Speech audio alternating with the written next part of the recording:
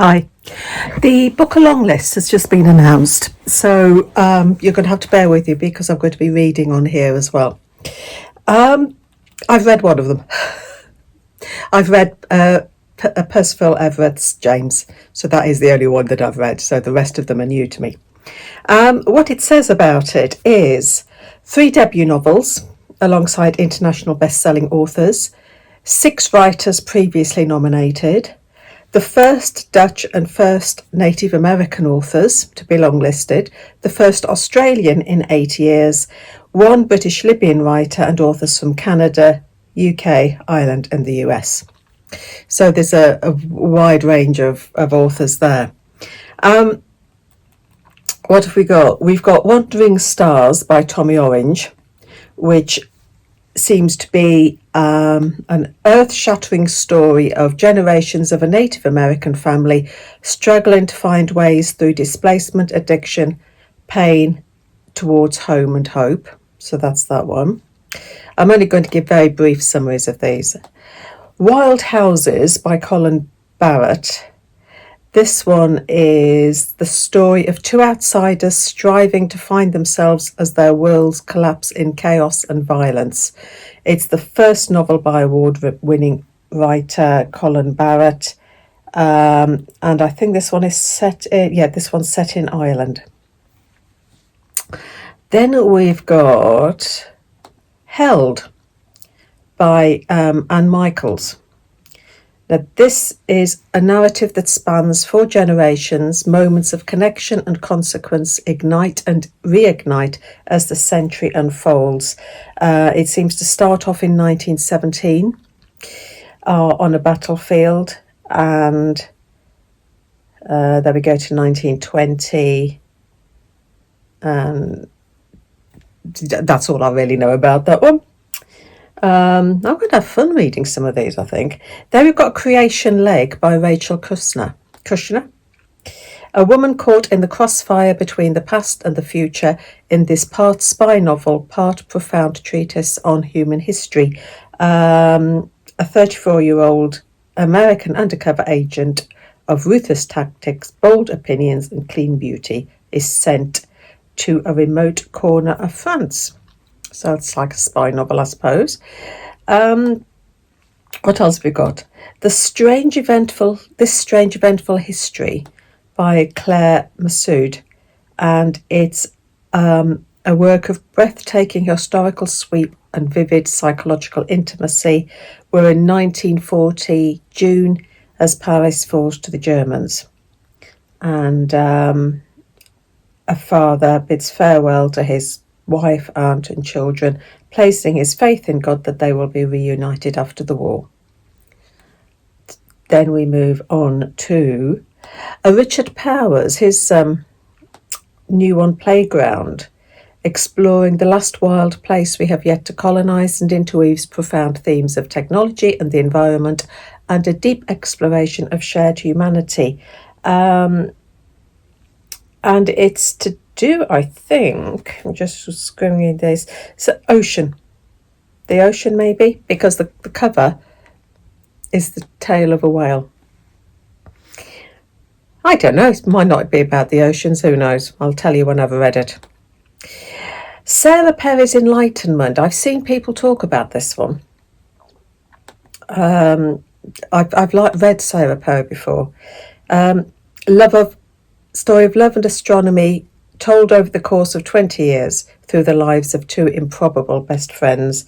Thomas and Grace have lived all their lives in the Essex town of Adley, and though separated by age and 3 decades, they are kindred spirits. They've got an obsession with a 19th century astronomer who's said to haunt a nearby manor. So I've read Sarah Perry's before and I've enjoyed her, so she's definitely one that I'm going to pick up.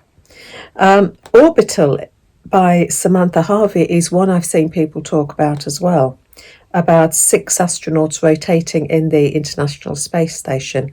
They're there to do vital work, but slowly they begin to wonder, what is life without Earth? What is Earth without humanity? they're watching the blue planet circling it 16 times, spinning past continents and cycling through seasons. And it talks about the fragility of human life, I think, that one. I've seen people talk about that one. Then we've got Percival Everett's James, which is a retelling of Huckleberry Finn from the perspective of Jim the slave. So that is one I've read, and I did enjoy that one. The Safekeep by Yael van der Wooden. I hope I've said that right.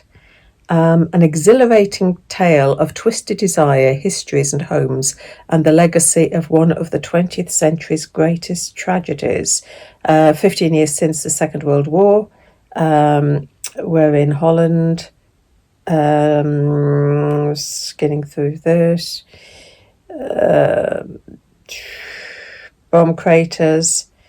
Living alone in her late mother's country home, Isabel's life is as it should be, led by routine and discipline, but all is upended when her brother delivers his graceless new girlfriend to her doorstep.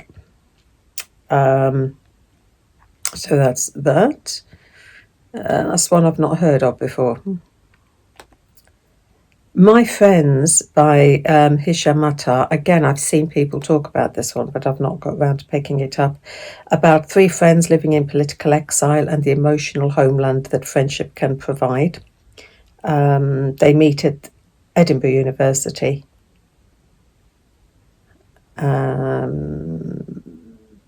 So I think it's all to do with exile. I'm just rabbiting on about this because these are new books to me. Then another one, I've not heard of this one, Stone Yard Devotional by Charlotte Wood. The past comes knocking. In Charlotte Wood's fearless exploration of forgiveness, grief, and female friendship, burnt out and in need of retreat, a middle-aged woman leaves Sydney to return to the place she grew up, taking refuge in a small religious community hidden away. Not heard of this one at all. And then another one that I've heard people or seen people talk about is Headshot by Rita Bullwinkle. Funny, propulsive, obsessive, and ecstatic, in equal parts subtle and intense, and it seems to be about female boxers. The story of 8 best teenage girl boxers in the United States, told over 2 days of a championship. So female boxing is something that I know nothing about. So those are the 13. So I'm going to leave you now, and I'm going to go onto the library and see which ones I can reserve. Playground is one I've already got downloaded as an ARC, so I think that's going to be one that I'm going to start very soon, when I finish the one I'm reading at the moment. The ones that stand out to me, the ones that I'm going to go for first, I think Wild Houses is one that really appeals, and Sarah Perry really appeals. So I think I'm going to get those two, try and get those two first, Wild Houses and Sarah Perry, and then I'll work my way through as many as I can and see how many of the ones I can read of the shortlist before it's announced in September, I think it is. So I'm going to be busy now, aren't I? So I will leave you now. Happy reading. Take care.